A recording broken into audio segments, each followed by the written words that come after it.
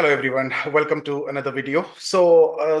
China have recently discovered the world's largest gold reserve.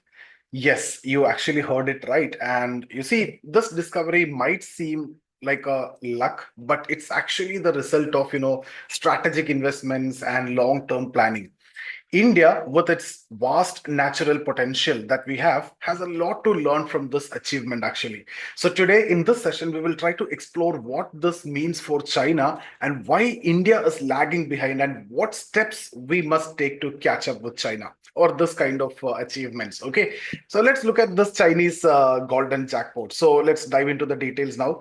If you see, recently China's Hunan province, and they found 1,000 metric tons of high quality gold ore, which is valued at over 80 billion. So imagine the kind of the wealth that they got. So to put this into perspective, if you see, this single discovery surpasses the value of all the gold reserves held by Reserve Bank of India, which is approximately 67 billion. So if you look at this single discovery itself, which is more than entire gold reserve, which is actually held by the Reserve Bank of India. So once China extracts this gold, it will significantly enhance its position on the global gold reserve ranking. And that will potentially placing it alongside with major holders like Russia and Germany. So think about this. And why not India? See, that's the main question. That's a natural question which arises in everyone's mind, right? Why not India? Why India is not making such kind of discoveries? The answer lies in its exploration itself. India has massive geological potential, but we have not fully tapped into it. Exploring for gold, diamonds, or uranium requires significant investment, and that involves risk also. And for decades, India have underinvested in exploration, focusing its limited resources on immediate priorities like infrastructure and welfare schemes. So these are crucial, but the lack of long-term vision, that's for a resource exploration have left us behind China, if you see at this point of time. If you look at the investment gap here, see, exploration is not just about money, it's about a commitment. And countries like China, Australia have consistently invested billions in mapping their natural resources. So they're trying to find it out what they have, and they're trying to get it by investing billions into it. That's the natural resource which has been, been a blessing of God that it got naturally. So, for instance, if you see, Australia has explored over 90% of its landmass, identifying, key reserves like coal and uranium. Similarly, China's discovery is the result of years of systemic exploration in Hunan, Tibet, and other regions of China. And if you look at India, on the other hand, have mined only about 2% of its estimated resources. So that shows the gravity of the situation. That shows our lack of investment in this area. So the remaining 98% remain untapped, largely due to inadequate exploration aspects and the efforts that we put. Now, what are the challenges in this exploration? Why we are not doing it? As I told you before itself, exploration is a very risky business. Imagine spending years and millions of dollars investigating potential sites only to find nothing. If that happens, you keep on spending but you get nothing, and this is a gamble. So that's what may be the perspective. So and with India's limited budget, it may not be able to afford. So we are considering that, and we are looking at the immediate priorities also. Additionally, India's vast and diverse geography again complicate the process here.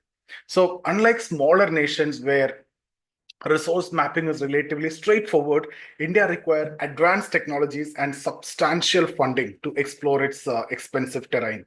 So that's again the other issue. Now, what is the long term consequence for this? See, China's focus on exploration is not just about gold, it's about securing a future. So, the discovery of gold, diamonds, or other resources boost a country's economy, that create jobs, and that strengthens its global currency position.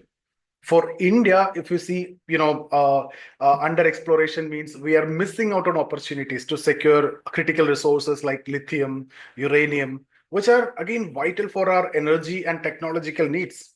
So without these, we risk becoming overly dependent on imports for all these, and that will impact our strategic autonomy. Maybe in future also, we are dependent on imports for all these. So in future, we will be heavily dependent on them.